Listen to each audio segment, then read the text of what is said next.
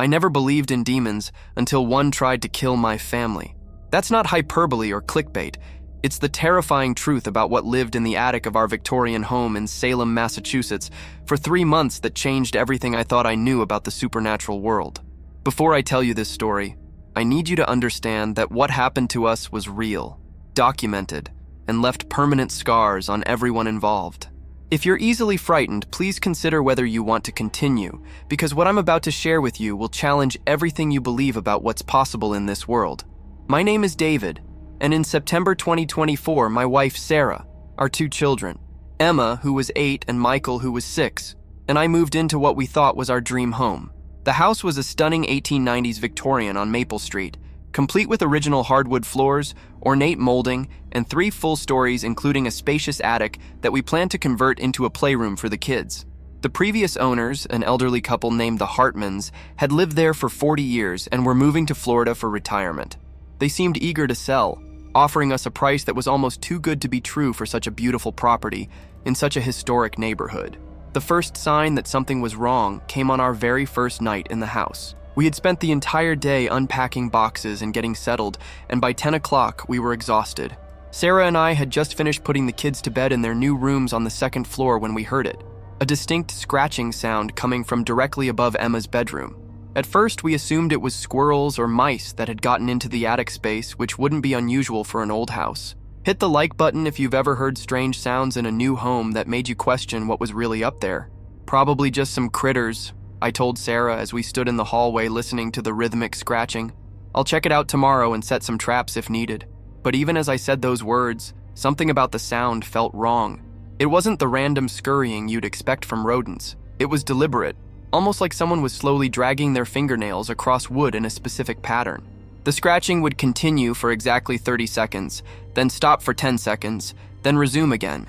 This pattern repeated for nearly 2 hours, before finally stopping around midnight.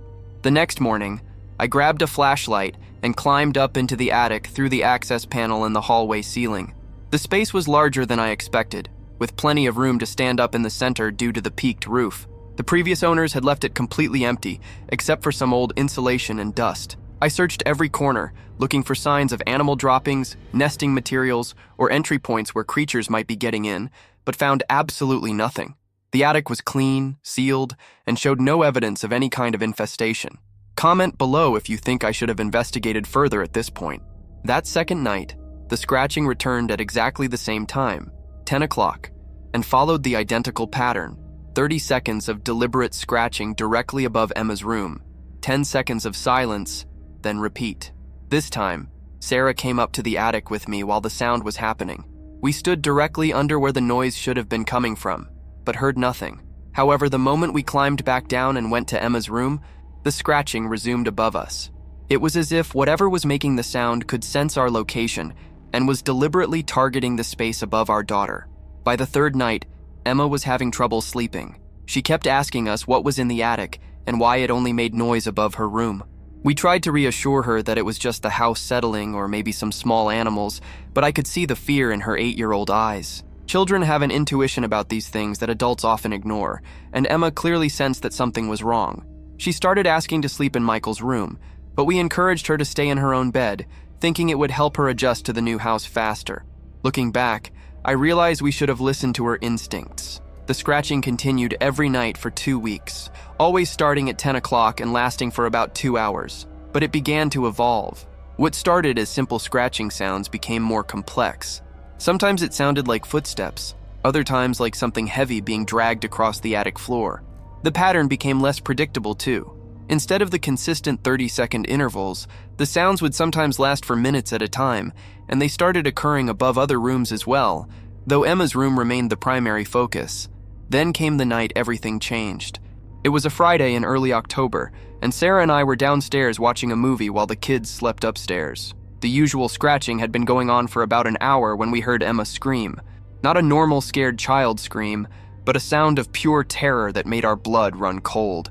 We ran upstairs to find her standing in the middle of her room, pointing at the ceiling, hyperventilating and unable to speak coherently. "There's someone up there," she finally managed to gasp between sobs. I saw the ceiling moving. Something pushed down from above, and I could see the shape of a person. Sarah held Emma while I examined the ceiling, but I couldn't see anything unusual. However, when I placed my hand on the spot Emma had pointed to, the plaster felt warm to the touch, which made no sense given that it was October in Massachusetts and the house had no heating system running to the attic.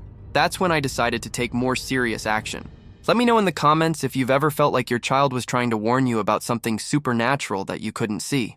The next day, I installed a motion-activated camera in the attic, positioned it to cover the area directly above Emma's room, and set up a baby monitor so we could hear any sounds in real time. I also called a pest control company to do a thorough inspection, but they found the same thing I had. No evidence of any animals or insects that could be causing the disturbances. The pest control technician, an older man named Frank who had been in the business for 30 years, made a comment that stuck with me. "I've seen a lot of strange things in old houses," he said, "but I've never encountered sounds like this that had no physical source. You might want to consider that this isn't a pest problem." At the time, I dismissed his suggestion as superstitious nonsense, but his words would prove to be prophetic. That night, armed with our new monitoring system, we prepared for another evening of scratching sounds. But what we captured on camera and audio was far worse than anything we had experienced before. At exactly 10 o'clock, the motion sensor triggered in the attic. But instead of recording an animal or some other normal explanation, the camera captured something that defied all rational explanation: a dark, human-shaped shadow moving across the empty attic floor, despite there being no light source that could have created such a shadow. Paragraph 2, 2,000 words. The footage from that first night with the camera installed changed everything. When I reviewed it the next morning, my hands were actually shaking as I watched the dark figure move deliberately across our attic. The shadow wasn't fleeting or unclear. It was a distinct human silhouette that appeared to be crawling on all fours, occasionally stopping directly above where Emma's bed would be located below. The most disturbing part was that the shadow moved independently of any light source, casting itself against walls and surfaces in ways that violated everything I understood about physics. Sarah initially refused to watch the video, but when I finally convinced her, she became visibly ill. "That's not possible," she kept repeating, rewinding the footage and trying to find a logical explanation. We examined every frame, looking for anything that might explain what we were seeing, maybe a reflection from outside lights or shadows from tree branches, or even a technical malfunction with the camera. But there was no denying what we had recorded. Something was living in our attic, and it wasn't human. The audio recording was equally disturbing. Instead of the scratching sounds we had grown accustomed to, the monitor picked up what sounded like whispers in a language we couldn't identify. The words were indistinct, but clearly deliberate, and they seemed to be directed downward, toward Emma's room. Mixed with the whispers were other sounds: heavy breathing, what sounded like sniffing, and occasionally a low growling that made our skin crawl. Subscribe if you want to hear more terrifying true stories like this one. Emma's behavior began to deteriorate rapidly after that night. She became withdrawn and anxious, refusing to play in her room during the day and having nightmares when she finally did fall asleep. She started drawing pictures that concerned us: dark figures with red eyes standing over beds, houses with evil faces in the windows, and disturbing scenes of families being watched by shadowy creatures. When we asked her about these drawings, she would only say, "It watches us sleep. It doesn't like us living here." But it wasn't just Emma who was being affected. Michael, who was normally a heavy sleeper, began waking up in the middle of the night crying about the bad man in the walls. Sarah started experiencing sleep paralysis for the first time in her life, describing episodes where she felt a heavy presence sitting on her chest while dark shapes moved around our bedroom. I found myself becoming increasingly irritable and paranoid, jumping at every sound and constantly checking the locks on our doors and windows. The activity wasn't confined to nighttime anymore either. During the day, we would hear footsteps in the attic when no one was up there, and occasionally the motion camera would trigger, capturing the same dark shadow moving around the empty space. Objects in the house started moving on their own. Nothing dramatic at first, just small things like keys showing up in different locations or books falling off shelves. But these incidents were becoming more frequent and more noticeable. One afternoon in late October, I decided to go up into the attic during daylight hours to see if I could find any clues about what was happening. As I climbed through the access panel, I immediately noticed that the temperature in the attic was significantly colder than the rest of the house, despite the fact that heat rises and it should have been the warmest space in the building. My breath was actually visible in the frigid air, and I could feel an unnatural chill that seemed to penetrate straight through my clothes. but the temperature was nothing compared to the smell. The attic reeked of something I can only describe as sulfur mixed with decay, a nauseating odor that seemed to grow stronger near the area above Emma's room. I pulled out my flashlight to examine that section more closely, and that's when I discovered something that made me question my sanity. Carved into the wooden floor beams were symbols and markings that definitely hadn't been there when I first inspected the attic weeks earlier. The carvings appeared to be occult symbols, pentagrams, inverted crosses, and other markings that I recognized from horror movies but had never seen in real life. They were crude, as if they had been scratched into the wood with claws or fingernails, and they were arranged in a circle around the area directly above Emma's bed. In the center of this circle, the wood was stained with something dark and sticky that I didn't want to identify too closely. Let me know in the comments what you think those stains could have been. I photographed everything and immediately called the previous owners, the Hartmans, to ask if they had ever experienced anything unusual in the house. Mrs. Hartman was initially evasive, but when I described the symbols and the strange activity, she finally broke down and admitted that they had been dealing with similar phenomena for years. "We should have told you," she said through tears, "but we were so desperate to leave, and we thought maybe it would go away with new people in the house." According to Mrs. Hartman, the activity had started about 15 years into their residency, initially just as strange sounds and cold spots, but gradually escalating to physical manifestations and aggressive behavior. They had tried everything: priests, psychics, sage cleansings, and even a formal exorcism performed by a Catholic church, but nothing had worked. The entity, whatever it was, seemed to be permanently attached to the house itself. It particularly targeted children, Mrs. Hartman explained. Our grandchildren stopped wanting to visit, and eventually we stopped inviting them. The thing seemed to feed off their fear and innocence. We thought about warning you about your children, but our realtor advised us that we weren't legally required to disclose supernatural activity. This revelation filled me with rage and terror in equal measure. Not only had they knowingly sold us a house with a dangerous supernatural presence, but they had specifically concealed information about its threat to children. That evening, I shared everything I had learned with Sarah, including the photographs of the symbols and the conversation with Mrs. Hartman.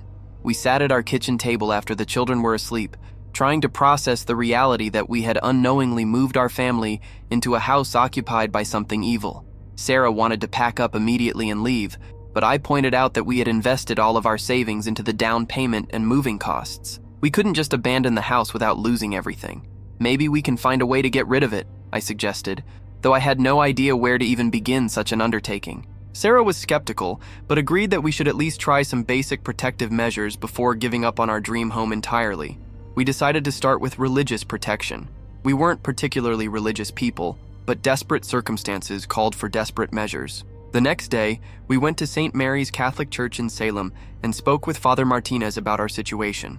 He listened to our story with patience and concern, examining the photographs of the symbols with obvious recognition. "These are definitely demonic markings," he confirmed. "The arrangement suggests a binding ritual, possibly designed to anchor an entity to a specific location. This is serious supernatural activity that requires immediate intervention." Father Martinez agreed to come to our house the following evening to perform a blessing ceremony. He warned us that the entity might become more aggressive when it sensed we were trying to remove it, and advised us to have the children stay elsewhere during the blessing. We arranged for Emma and Michael to spend the night with Sarah's parents, telling them only that we were having some work done on the house. But the entity seemed to sense what we were planning. That afternoon, the activity escalated beyond anything we had previously experienced. The scratching in the attic became violent pounding, as if something was repeatedly throwing itself against the floor. Objects throughout the house began moving on their own, cabinet doors slamming open and closed, lights flickering, and the temperature dropping so dramatically that we could see our breath indoors. Share this video with someone who loves horror stories if you think it's getting scary. Most disturbing of all, we began hearing voices calling our names from empty rooms. The voices sounded like distorted versions of our own family members, calling out for help or asking us to come upstairs. When we investigated, we would find the rooms empty, but the air would be ice cold and filled with that same sulfuric stench from the attic. It was as if the entity was trying to lure us into isolated areas where it could confront us directly. By the time Father Martinez arrived that evening, our house felt like a war zone. The priest took one step inside and immediately reached for his crucifix, muttering prayers under his breath. "This is one of the strongest demonic presences I've ever encountered," he told us grimly. We're dealing with something that has been here for a very long time and has grown incredibly powerful. This blessing may not be enough to remove it, but it should provide some protection for your family. The blessing ceremony itself was unlike anything I had ever witnessed. As Father Martinez moved through each room reciting prayers and sprinkling holy water, the house seemed to fight back. Doors slammed shut on their own, windows rattled violently despite there being no wind, and we could hear what sounded like screaming coming from the attic. The temperature fluctuated wildly, going from freezing cold to oppressively hot within seconds, and several times the lights went out completely, leaving us in darkness with only the priest's flashlight. When we reached Emma's room, the activity reached a crescendo. The moment Father Martinez began blessing the space, something in the attic above began throwing itself against the floor with such violence that plaster dust rained down from the ceiling. The screaming became almost deafening, and we could hear what sounded like multiple voices speaking in that same unknown language we had recorded earlier. Father Martinez continued his prayers despite the chaos, but I could see the strain and concern on his face. Paragraph 3, 2,000 words. The blessing ceremony had provided only temporary relief. For 3 days after Father Martinez's visit, the house was completely quiet. No scratching, no footsteps, no moving objects or strange smells. We allowed ourselves to hope that maybe the religious intervention had worked, and we even brought Emma and Michael back home, thinking our nightmare was finally over. But on the 4th night, the entity returned with a vengeance that terrified us beyond anything we had experienced before. It started with the motion camera in the attic triggering every few minutes throughout the night, but when I checked the footage the next morning, instead of capturing the familiar dark shadow, the camera was recording multiple figures moving around the attic space. The shadows appeared to be different sizes and shapes, suggesting that whatever we were dealing with was no longer alone. The single entity had apparently called for reinforcements, and our home had become the gathering place for something I can only describe as a supernatural infestation. The whispers we had been hearing were now loud enough to understand, though we wished they weren't. The voices spoke in English now, making threatening statements about our family and describing in graphic detail what they wanted to do to our children. "The little girl has such sweet dreams," we heard one night through the baby monitor. "Soon she won't dream at all," another voice responded. "The boy's fear tastes like honey. We should take him first." Comment below what you think really happened to make these entities so focused on our children. Emma and Michael were both having nightmares every single night now, but these weren't ordinary child nightmares. They were sharing the same terrifying dreams about dark figures standing around their beds, whispering about taking them away to a place where their parents couldn't find them. When we asked them to describe what they saw in these dreams, their descriptions matched perfectly, down to specific details about the entity's appearance and the things they said. Children don't typically have identical nightmares unless they're experiencing something real. The physical manifestations were becoming more aggressive and personal. Instead of just moving small objects, the entities were now targeting items that had emotional significance to our family. Emma's favorite stuffed animal would disappear from her bed and reappear in the attic, often torn or damaged in ways that required me to make increasingly desperate repair attempts. Michael's toy cars would be arranged in disturbing patterns throughout the house, sometimes spelling out words like leave or die, other times forming symbols that matched the occult markings we had found carved in the attic floor. But it was the direct physical contact that finally convinced us we were in genuine danger. Sarah was the first to experience what she described as invisible hands, grabbing her arms and legs while she slept, leaving actual bruises and scratches on her skin. The marks were always in places that would be impossible for her to create herself, on her back between her shoulder blades, or in patterns that suggested multiple fingers gripping her limbs simultaneously. I started experiencing similar attacks a few days later. I would wake up with long scratch marks across my chest or back, always in sets of 3 parallel lines as if they had been made by claws. One morning I discovered a handprint burned into my shoulder, the skin red and blistered as if I'd been branded with a hot iron shaped like a human hand. When we tried to photograph these injuries for documentation, our cameras would malfunction or the images would come out completely black, as if something was actively preventing us from recording evidence of the attacks. The children were being targeted too, but in ways that seemed designed to terrorize rather than physically harm them. Emma would wake up with her hair braided in complex patterns that she couldn't have created herself, often woven with dead flowers or small bones that we couldn't identify. Michael's pajamas would be turned inside out while he slept, or he would wake up to find his room rearranged completely. Furniture moved, toys organized in specific patterns, and sometimes messages written on his windows in what looked like condensation but spelled out threatening words. Let me know in the comments if you think we should have left the house immediately at this point.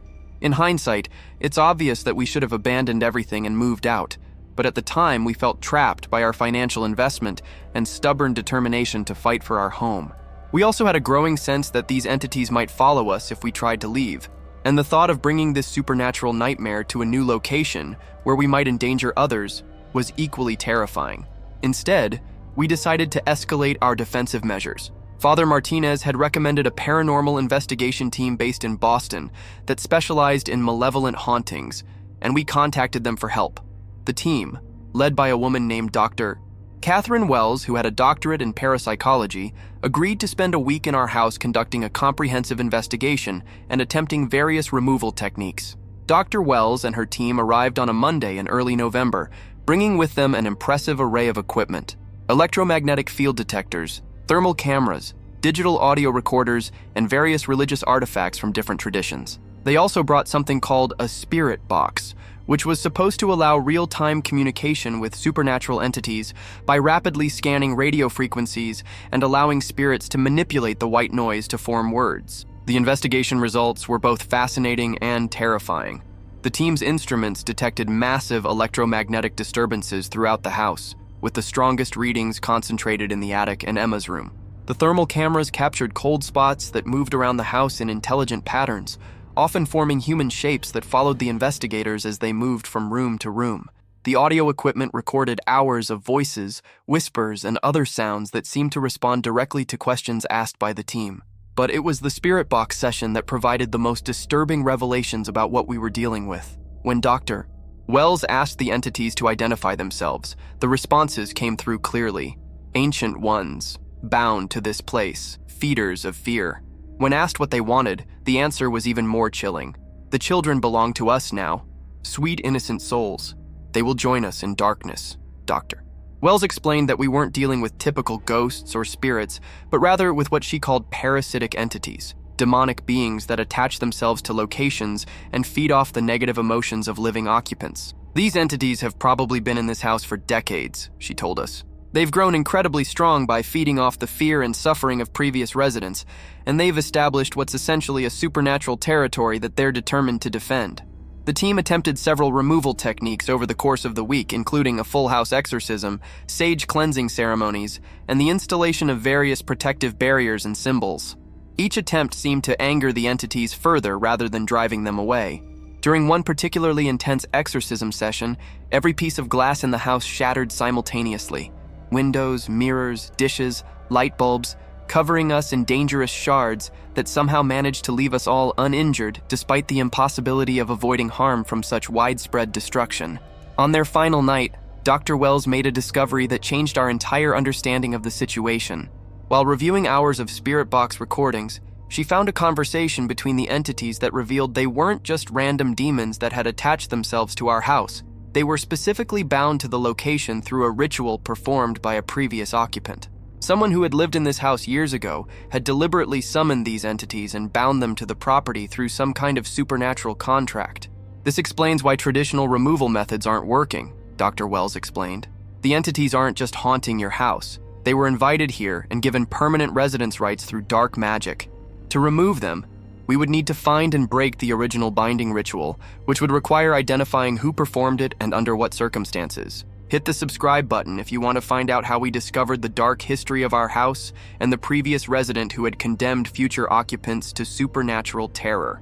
Dr. Wells agreed to help us research the house's history, but warned us that the investigation could take months, and the entities would likely become increasingly aggressive as they realized we were working to break their binding. She strongly recommended that we remove the children from the house immediately and consider staying elsewhere ourselves until we could find a solution.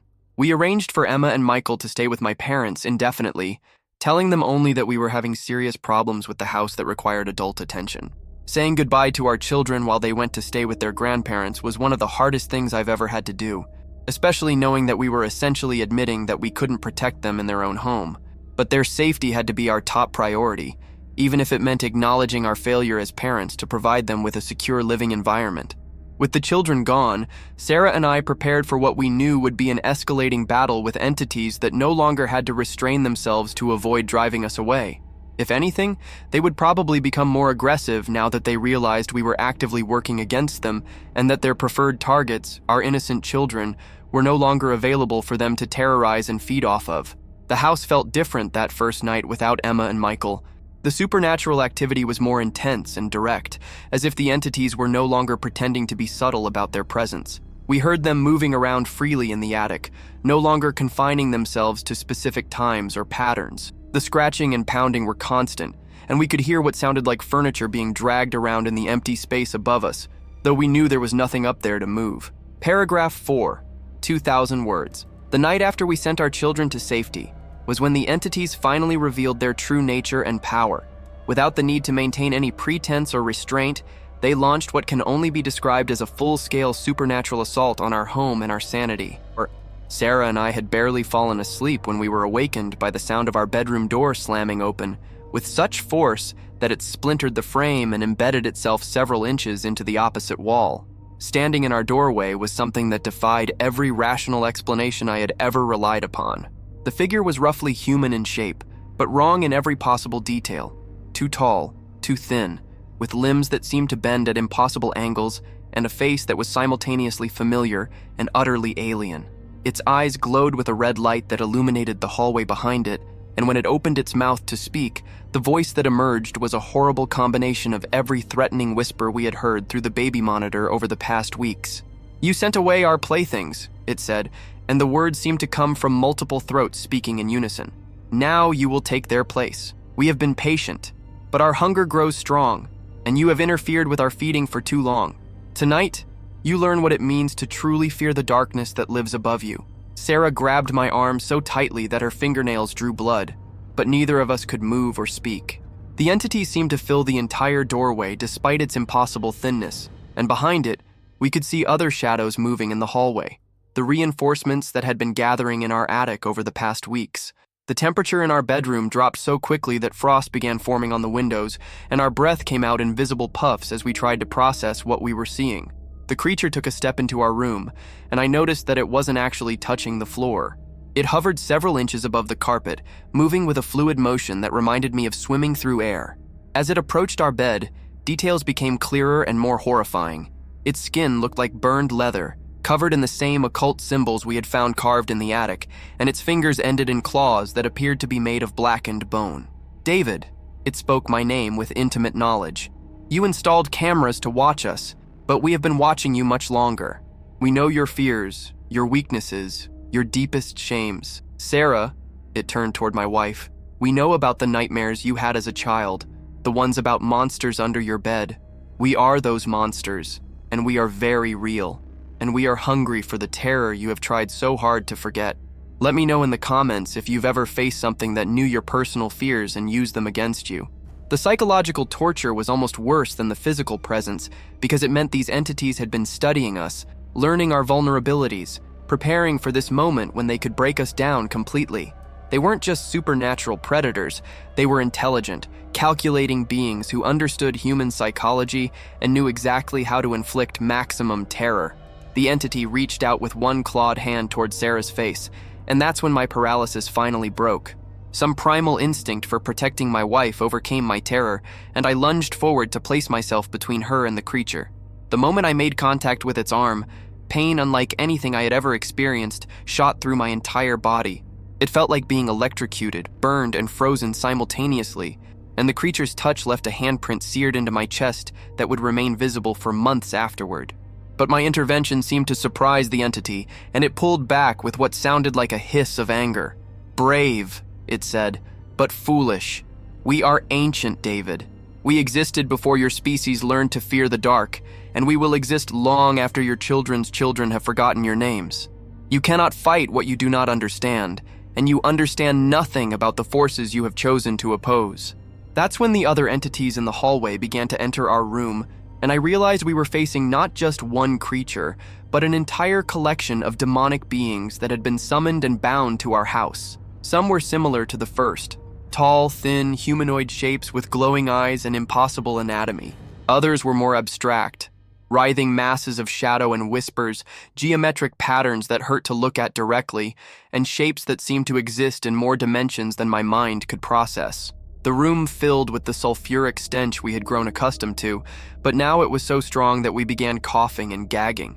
The walls themselves seemed to be breathing, expanding and contracting, as if the house had become a living thing.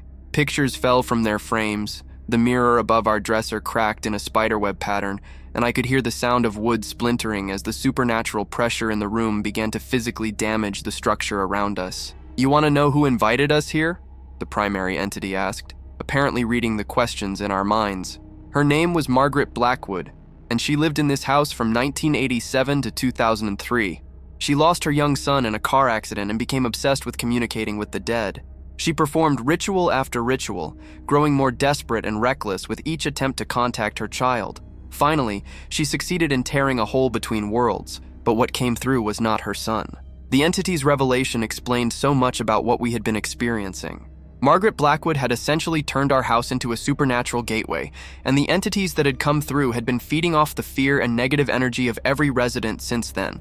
The Hartmans had endured 15 years of torment before fleeing, and now it was our turn to either submit to the creature's demands or find a way to close the portal she had opened. Margaret realized her mistake too late, the creature continued. She tried to banish us, to close what she had opened, but we had already established our claim to this place. We drove her to madness and then to suicide, and her death only strengthened our bond to the house. Her blood was spilled on the attic floor above the little girl's room, sealing the contract that gives us permanent residence here, sealing the contract that gives us permanent residence here. The revelation about Margaret Blackwood's suicide and blood sacrifice hit us like a physical blow. We now understood that we weren't just dealing with a haunting. We were living in a house where a desperate mother had literally opened a doorway to hell and paid for it with her life. The entities weren't just squatters in our attic. They were legitimate supernatural residents with a binding contract written in human blood. But contracts can be broken, Sarah said suddenly, her voice shaky but determined. The primary entity turned its burning gaze toward her, and I could see genuine surprise in its otherworldly features. If Margaret summoned you through a ritual, then there has to be a way to reverse that ritual. Every supernatural binding has a weakness. The creature's expression shifted from surprise to rage, and the temperature in the room dropped even further. "Clever woman," it hissed, "but knowledge without power is useless. Even if you discovered the method to break our binding, you lack the strength and understanding necessary to perform such a reversal. Margaret spent years studying the dark arts before she was able to summon us, and it took everything she had just to open the doorway. Closing it would require even greater power." But Sarah's words had given me hope for the first time in weeks. If these entities could be summoned, then logic dictated they could also be banished. We just needed to find out exactly how Margaret had performed her original ritual and figure out how to reverse it. The creatures were clearly concerned about this possibility, which meant it was a genuine threat to their continued residence in our house. "We need to leave," I whispered to Sarah, keeping my voice as low as possible. "Right now, while they're focused on intimidating us. We need to get out of this room and figure out our next move." The entities seemed to be enjoying their psychological torture session, describing in graphic detail what they had done to previous residents and what they planned to do to us if we continued to resist their presence. Moving slowly and carefully, we edged toward the bedroom door while the creatures continued their threats. The primary entity was so focused on describing Margaret Blackwood's final moments that it didn't notice us backing away until we were almost in the hallway. When it realized what we were doing, its roar of anger shook the entire house and sent us running toward the stairs. We made it to the first floor before the supernatural pursuit caught up with us. Every door in the house slammed shut simultaneously, trapping us in the living room while the entities materialized around us. But instead of the overwhelming terror I expected to feel, I experienced a surge of determination. These creatures had threatened our children, invaded our home, and terrorized our family for months. I was done being afraid. "You want to stay in this house?" I shouted at the assembled entities. "Fine, but you're going to have to share it with us because we're not leaving and we're not giving up. We're going to find out exactly how Margaret summoned you, and we're going to send you back where you came from." The creatures seemed taken aback by my sudden defiance. They had grown accustomed to breaking their victims down through fear and intimidation, but anger was apparently something they were less prepared to handle. The primary entity circled us like a predator, but it maintained its distance, as if my newfound courage had created some kind of protective barrier. Our confrontation with the entities that night marked a turning point in our supernatural battle. Rather than continuing to cower in fear, Sarah and I made a conscious decision to go on the offensive. We spent the rest of the night researching Margaret Blackwood, using online databases, local newspaper archives, and property records to piece together her tragic story and hopefully discover the details of the ritual that had condemned our house to demonic occupation. What we found was both heartbreaking and illuminating. Margaret had indeed lost her 8-year-old son Timothy in a car accident in 1994, 3 years before she began her desperate attempts to communicate with the dead. Newspaper articles from that period described her transformation from a grieving but functional mother into an increasingly obsessed woman who alienated friends and family with her intense focus on supernatural communication. Local records showed that Margaret had purchased hundreds of books on occultism, attended seances throughout New England, and eventually began hosting her own ritual gatherings in our house. Neighbors complained to police about strange lights, terrible smells, and disturbing sounds coming from the property at all hours of the night. By 2001, she was living as a complete recluse, with grocery deliveries being left at her front door because visitors reported feeling overwhelming dread when they approached the house. The breakthrough came when we found Margaret's personal journal, which had been donated to the Salem Historical Society after her death. The journal entries from her final 2 years provided a detailed account of her increasingly dangerous experiments with dark magic, including specific descriptions of the rituals she performed and the entities she eventually contacted. Reading her words was like following a roadmap to damnation, written by someone who had walked the path before us. October 13, 2002, one entry read, "The voices are getting stronger. They promise they can bring Timothy back to me, but they require a permanent anchor in this world. They want me to perform the binding of 13 souls, using my own blood to seal their gateway. I know this is dangerous, but I can't live without my son. If there's even a chance." The binding of 13 souls. That was the ritual we needed to reverse. Margaret's journal contained the complete instructions, including the specific symbols that needed to be carved, which explained the markings we had found in the attic, the incantations that had to be recited, and most importantly, the exact location where her blood had been spilled to seal the contract. According to her notes, the ritual required the summoner's blood to be shed at the exact center of a 13-pointed star carved into the attic floor. But the journal also contained Margaret's growing realization that she had made a terrible mistake. Her final entries described how the entities had lied to her about bringing back her son and instead had used her grief to gain permanent access to our world. "They feed on sorrow," she wrote just days before her death. "They promised me Timothy, but all they brought was more death, more pain. I can hear them whispering about the other children they want to claim. I have to find a way to send them back before they hurt anyone else." Margaret's last journal entry was dated 3 days before her body was found hanging from the rafters in our attic. I found the reversal ritual in the Codex Umbra. It requires the willing sacrifice of the original summoner, performed at the exact moment when the veil between worlds is thinnest. Tonight is the winter solstice. If I time this correctly, my death should close the gateway I opened. Timothy, forgive me for what I've done, and please forgive me for what I must do to fix it. The tragic truth was that Margaret had died trying to save future residents from the entities she had summoned. Her suicide hadn't been an act of despair, but a calculated attempt to break the binding ritual and send the demons back to their realm. But something had gone wrong, because the entities were still here, still feeding off the fear of every family that moved into the house.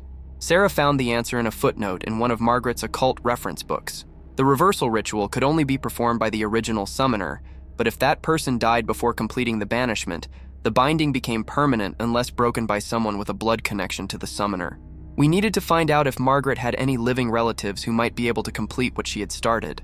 Our research led us to Margaret's younger sister, Dorothy Blackwood Chen, who lived in Boston and worked as a librarian at Boston University. When we called her and explained our situation, there was a long silence before she responded. "I've been waiting for this call for 20 years, she said quietly. I knew Margaret's obsession with the occult would eventually affect someone else. I tried to stop her, but she wouldn't listen to reason. Dorothy agreed to meet with us the next day, and when she arrived at our house that afternoon, the entity's reaction was immediate and violent. Every window in the house exploded outward simultaneously, covering our front yard with glass. The walls began bleeding a thick, red substance that smelled like copper and decay. The temperature dropped so quickly that ice formed on the interior surfaces, and we could hear the creatures in the attic throwing themselves against the floor with such force that the ceiling began to crack and sag. "They know why I'm here," Dorothy explained, pulling a leather-bound book from her bag. "This is Margaret's copy of the Codex Umbra, the same book she used to perform the original summoning. She left it to me in her will, along with a letter explaining what she had done and begging me to find a way to fix it if her own attempt failed." The book was ancient and obviously dangerous, bound in what looked like human skin, and written in multiple languages including Latin, Hebrew, and scripts I couldn't identify. Just being in the same room with it made my skin crawl, and I could see why Margaret's experiments with its contents had led to such devastating consequences. This wasn't just a book about magic, it was a conduit for supernatural forces that were never meant to interact with our world. Dorothy opened the book to a section titled The Great Unbinding, and began reading the instructions for reversing Margaret's ritual. The process was complex and dangerous, requiring precise timing, specific components that would be difficult to obtain, and a level of magical knowledge that none of us possessed. But most importantly, it required the willing participation of someone with Margaret's blood who was prepared to take on the spiritual burden of closing the gateway she had opened. "I'll do it," Dorothy said without hesitation. "Margaret was my sister, and I bear some responsibility for not stopping her when I had the chance. These creatures have terrorized innocent families for too long. It ends tonight." The entity's response to Dorothy's declaration was unlike anything we had experienced before. The house itself seemed to come alive with malevolent energy, walls pulsing like a heartbeat, floors buckling and warping, and the air filling with whispers in dozens of different languages. Objects throughout the house began moving on their own. Not just small items, but heavy furniture sliding across floors and pictures flying off walls with enough force to embed themselves in the opposite surfaces. But Dorothy remained calm and focused, methodically gathering the components needed for the reversal ritual. Salt from the Dead Sea, silver blessed by 7 different religious traditions, candles made from beeswax harvested during a lunar eclipse, and most disturbing of all, a vial of Margaret's blood that she had preserved from her sister's suicide scene 20 years earlier.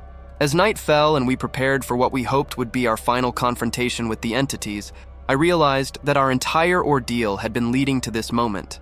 Every terrifying encounter, every sleepless night, every threat against our children had been preparing us for the battle that would determine whether these creatures remained bound to our world or were finally banished back to the darkness they came from. The reversal ritual had to be performed in the attic, at the exact location where Margaret had performed her original summoning. As we climbed through the access panel for what we hoped would be the last time, the entities made their final desperate attempt to stop us. They materialized in physical form, no longer bothering with subtle manifestations or psychological warfare. We were facing them directly, in their full supernatural power, with nothing but Dorothy's knowledge and our determination to protect our family. The battle for our house, our sanity, and our souls was about to begin, and only one side would survive until morning. Subscribe if you want to know how this terrifying true story finally ended, and whether we were able to send these ancient evils back where they belonged, or if they claimed another victory in their centuries-long reign of terror. Final conclusion: I won't keep you in suspense about the outcome of that final night. Dorothy's reversal ritual worked, but not without cost. The process required her to take on the spiritual burden that Margaret had carried, and the strain of closing a gateway that had been open for over 20 years changed her permanently.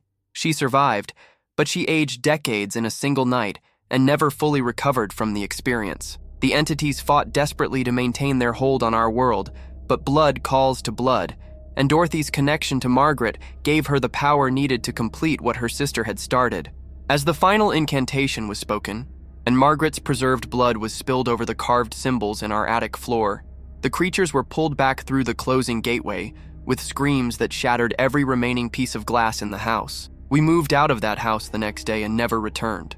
The property has remained empty ever since, and according to local real estate agents, no one has been able to live there for more than a few weeks. Some supernatural residue apparently remains, though nothing like the full demonic presence we battled. Our children recovered completely from their ordeal, though Emma still occasionally draws pictures of dark figures, and Michael sometimes talks about the bad man in the walls in his sleep. Sarah and I both struggle with nightmares and anxiety, but we're alive, we're together, and we're safe. If you're experiencing anything similar to what happened to us, don't ignore the signs and don't wait as long as we did to take action. Trust your instincts, protect your family, and remember that some battles are worth fighting, no matter how terrifying the enemy. Thanks for watching, and remember to subscribe for more true supernatural horror stories. Sweet dreams, everyone.